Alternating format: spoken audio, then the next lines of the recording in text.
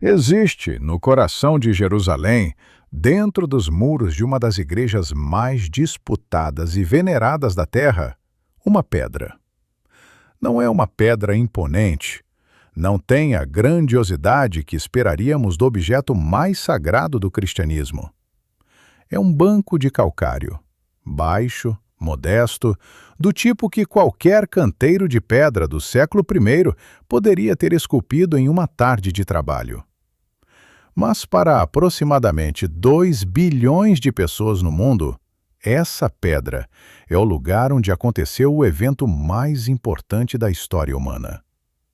É o lugar onde, segundo o Novo Testamento, o corpo de Jesus de Nazaré foi depositado depois de sua crucificação. E é o lugar onde, 3 dias depois, a tumba foi encontrada vazia. Por séculos, essa pedra esteve escondida, coberta por lajes de mármore, trancada dentro de uma estrutura de pedra e ornamentos dourados chamada edicule, a pequena casa, dentro da igreja do Santo Sepulcro. Gerações inteiras de peregrinos passaram diante dela sem jamais tocar a rocha que estava abaixo. E por gerações inteiras, a pergunta permaneceu sem resposta científica. O que exatamente está sob aquele mármore? A rocha é real? A tradição é confiável? Ou a Igreja do Santo Sepulcro é uma construção medieval construída sobre um local escolhido por motivos políticos, sem nenhuma conexão real com a tumba de Jesus? Em outubro de 2016, aquela questão foi finalmente confrontada de frente. Para entender o peso daquele momento, é preciso recuar quase 2000 anos e entender o que Jerusalém era no século I da era cristã e o que ela se tornou nos séculos seguintes. A Jerusalém que Jesus conheceu era uma cidade em tensão permanente. Dominada pelos romanos, governada por reis fantoches como Herodes Antipas, habitada por uma população judaica profundamente religiosa e profundamente ressentida do poder imperial, a cidade era um caldeirão de fervores messiânicos, conflitos políticos e identidade religiosa ameaçada. O Templo de Herodes, das construções mais grandiosas do mundo antigo, seu ouro visível a quilômetros de distância, era o centro espiritual e político da vida judaica.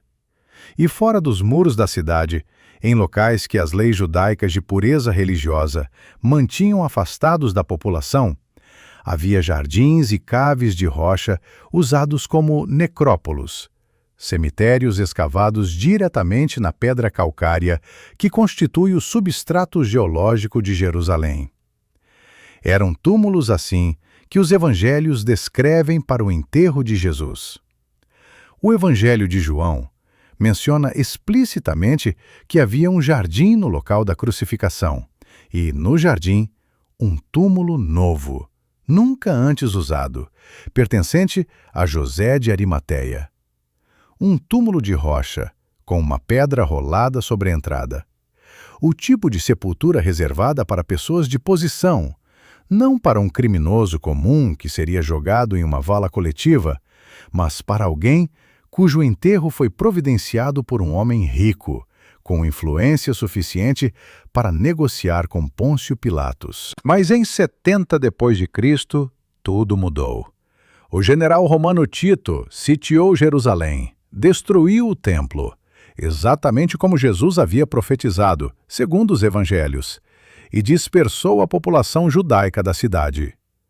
A Jerusalém do século I foi literalmente demolida e soterrada. Décadas depois, o imperador Adriano foi ainda mais longe. Em 135 d.C., após sufocar a última grande revolta judaica, ele construiu sobre as ruínas de Jerusalém uma cidade romana completamente nova, chamada Aelia Capitolina. E sobre o local que os cristãos da cidade identificavam como o da crucificação e sepultamento de Jesus, Adriano construiu um templo dedicado a Vênus ou Júpiter, uma profanação deliberada de um local sagrado para uma comunidade que ele queria suprimir. É aqui que a história toma um rumo inesperado, porque esse ato de profanação pode ter sido, paradoxalmente, o que preservou a memória do local. Quando o imperador Constantino, o primeiro imperador romano a se converter ao cristianismo, decidiu, em 326 d.C., construir uma grande basílica sobre o local da morte e ressurreição de Cristo. Ele enviou sua mãe, a imperatriz Helena, a Jerusalém para identificar os locais sagrados. Helena chegou a uma cidade que já havia passado por mais de 200 anos de ocupação romana. Os locais sagrados do judaísmo e do primitivo cristianismo estavam soterrados sob camadas de construção romana. Mas a comunidade cristã local, que havia mantido uma presença contínua em Jerusalém, mesmo após a destruição de 70 d.C., tinha suas tradições. E uma dessas tradições indicava o Templo Romano de Adriano como o local exato do Gólgota e do túmulo. Foi sob aquele templo que os trabalhadores de Constantino escavaram.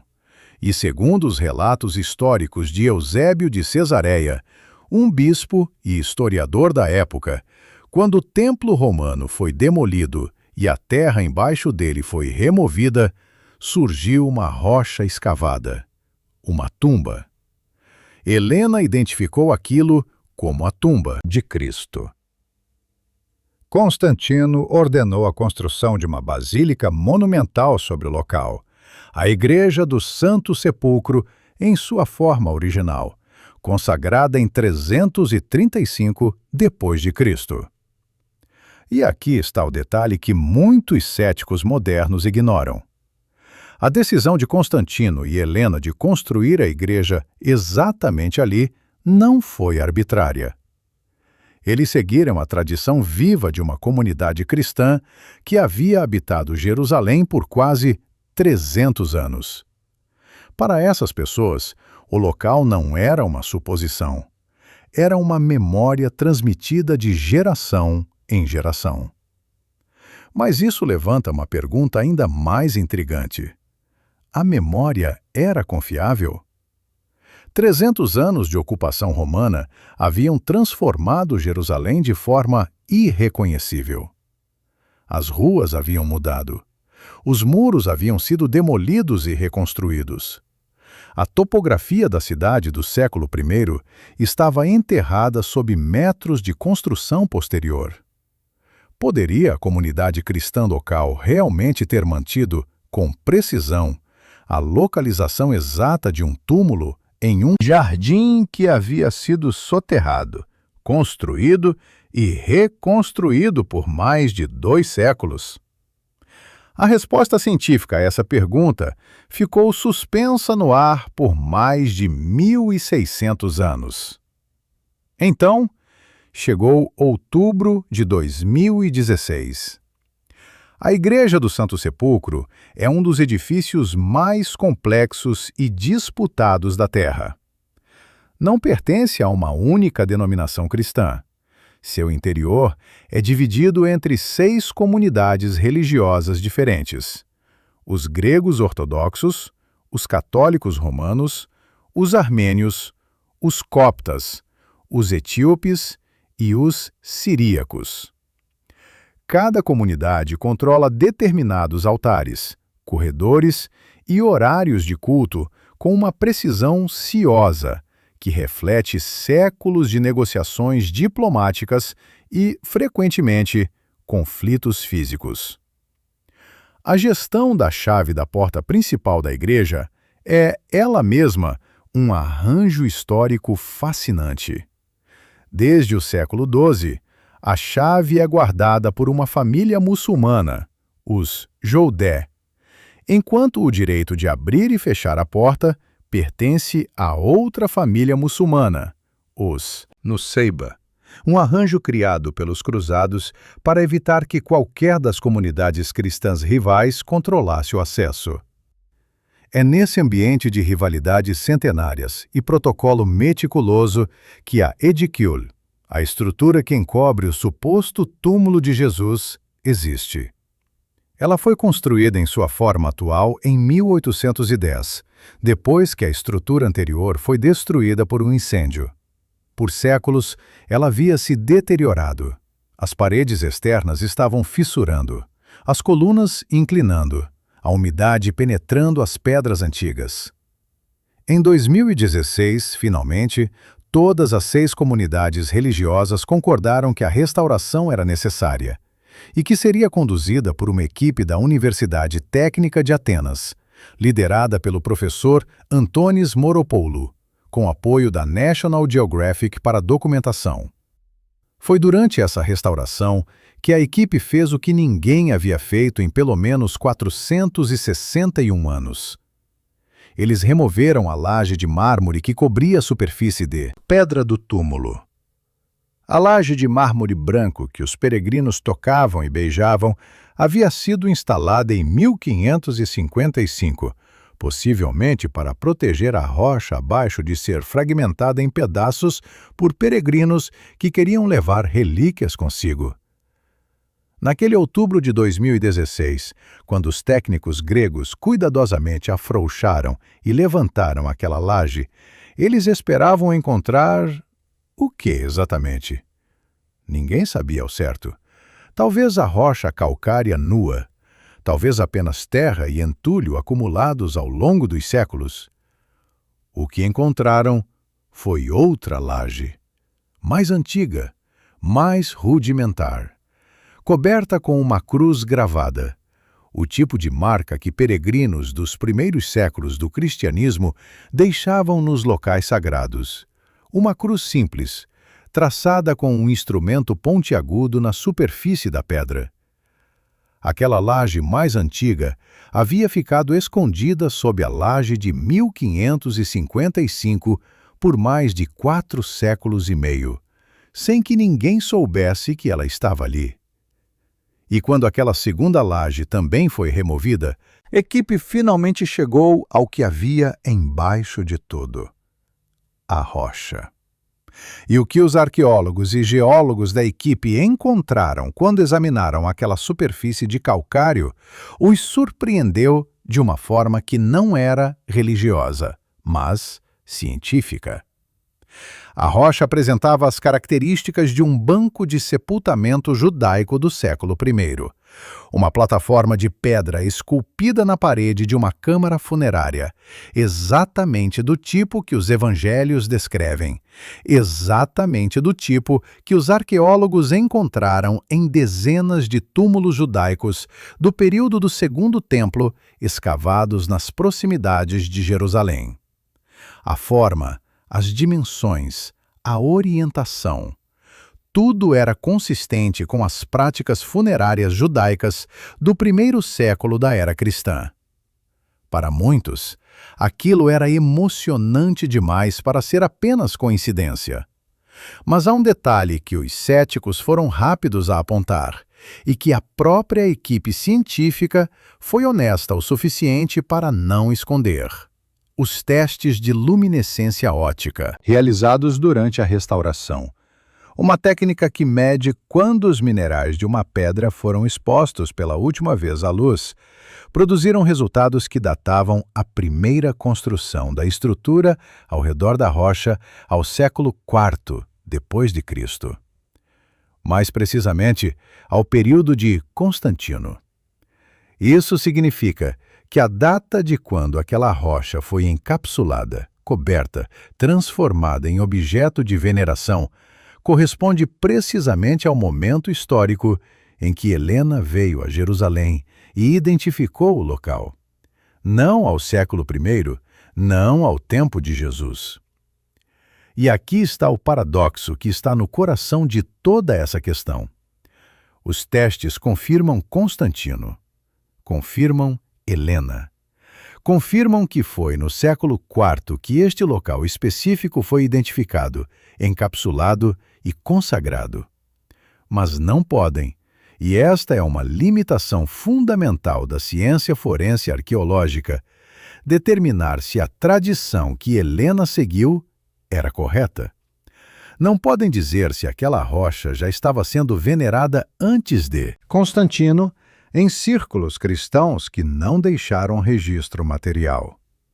Não podem dizer se a comunidade cristã de Jerusalém, ao longo dos 300 anos entre a morte de Jesus e a chegada de Helena, manteve uma memória fiel do local exato do túmulo.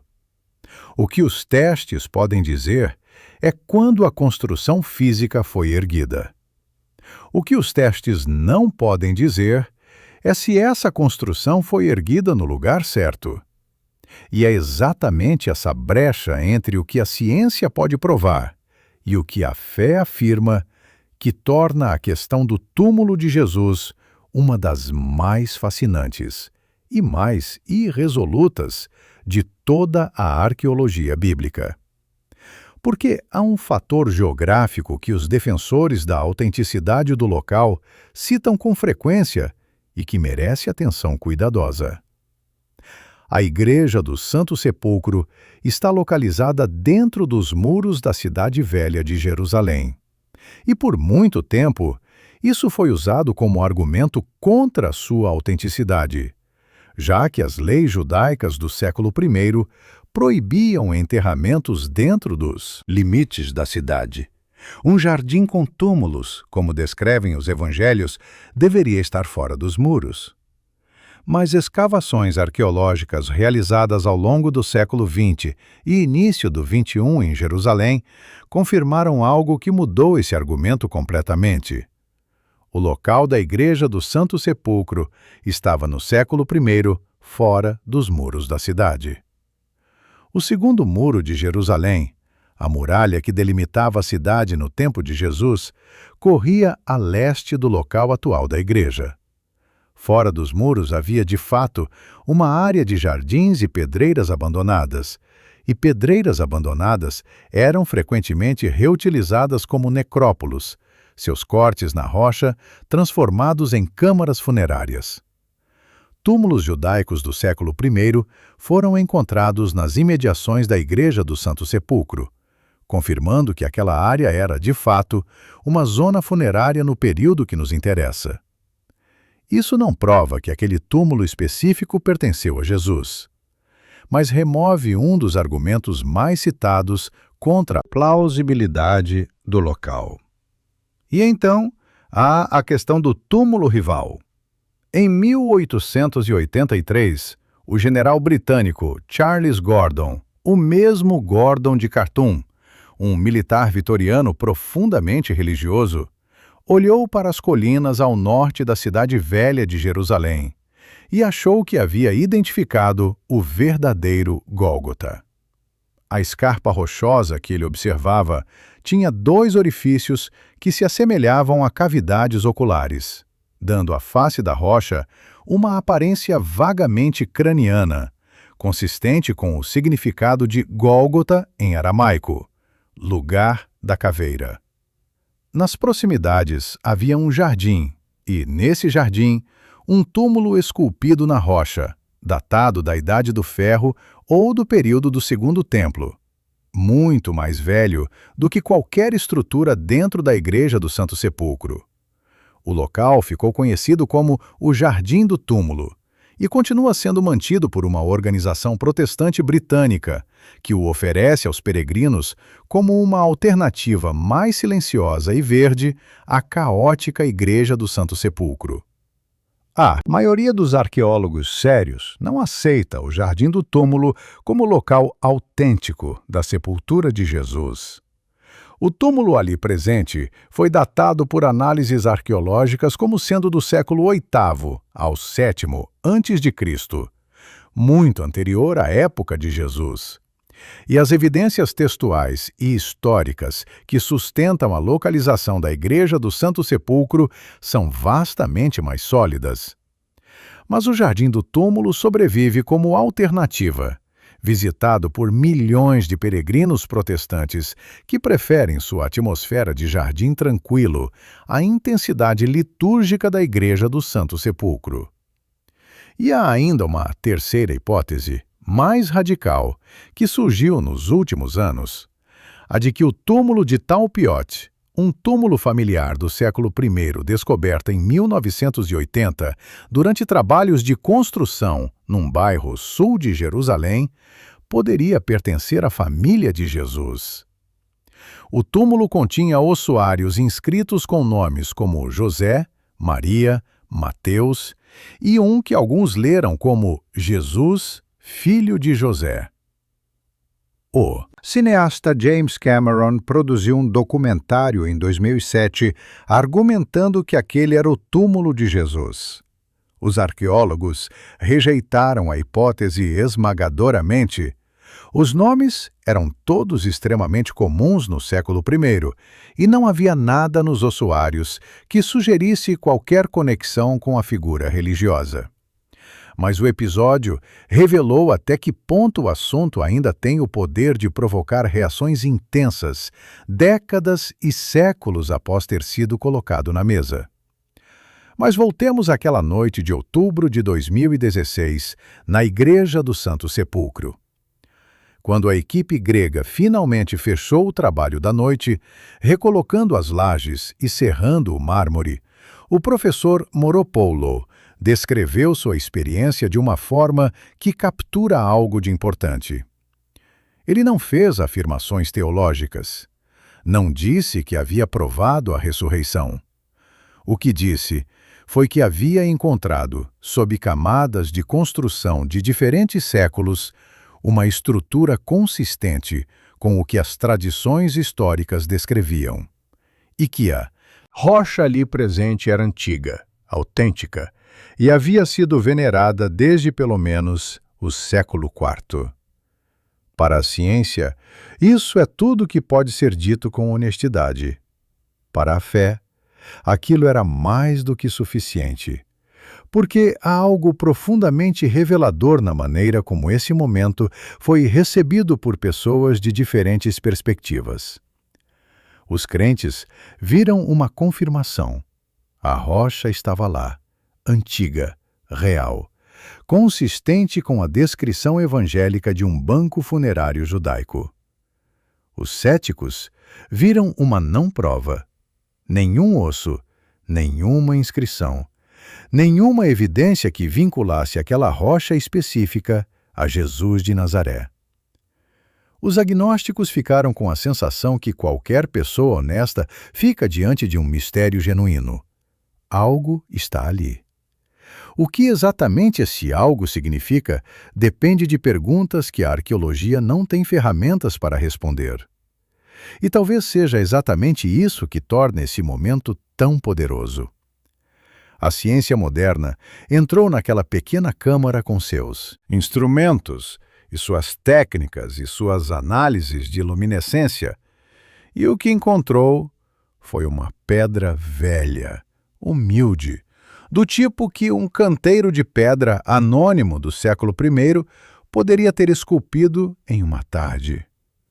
Uma pedra que não tem inscrição, que não tem ouro, que não tem nada que a distingua de centenas de outros bancos funerários judaicos que os arqueólogos já encontraram nas cavernas e pedreiras ao redor de Jerusalém. Exceto a tradição. Exceto 2000 anos de peregrinos que foram até ela e a tocaram, e choraram, e rezaram. Exceto o peso imenso de uma história que começou, segundo aqueles que a contam, precisamente naquele lugar, com uma pedra rolada e um túmulo vazio, e uma pergunta que mudou o mundo. A ciência não pode responder a essa pergunta. Não pode confirmar a ressurreição. Não pode datar um evento sobrenatural. Não pode encontrar ossos de alguém que, segundo a crença de 2 bilhões de pessoas, não deixou ossos para trás. O que a ciência pode fazer, e o que fez naquele outubro de 2016, é dizer que a pedra é real. Que a tradição que a identifica como local sagrado remonta, ao menos, ao século IV. que a localização é geograficamente plausível para um túmulo judaico do século I, que os dados arqueológicos não contradizem a narrativa evangélica da forma que muitos céticos esperavam. E depois de tudo isso, a equipe grega recolocou o mármore, fechou a edicule, e a pedra voltou ao escuro, onde esteve por séculos, guardando seu segredo com a paciência indiferente das coisas muito antigas. Lá fora, na nave da Igreja do Santo Sepulcro, os peregrinos continuavam chegando, de ônibus, de aviões, de navios de cruzeiro, de aldeias remotas onde tinham economizado por anos para fazer essa viagem. Eles faziam fila por horas. Eles entravam na pequena câmara inclinando a cabeça sob o batente baixo. Eles se ajoelhavam. Eles tocavam o mármore. Alguns choravam. Alguns simplesmente ficavam quietos por um momento, a mão espalmada sobre a pedra fria. Não é possível saber o que cada um deles sentia naquele momento. Não é possível saber se aquela pedra, sob aquele mármore, é realmente o lugar onde o corpo de Jesus descansou por 3 dias. A ciência não pode confirmar isso. A história não pode provar isso. A arqueologia chegou tão longe quanto podia chegar, e depois ficou em silêncio diante de uma questão que está além de seus instrumentos. O que fica, no final, é a pedra, antiga, real, humilde. E a pergunta que ela carrega, que cada geração recebe da anterior e entrega à seguinte sem resposta definitiva: o que aconteceu aqui?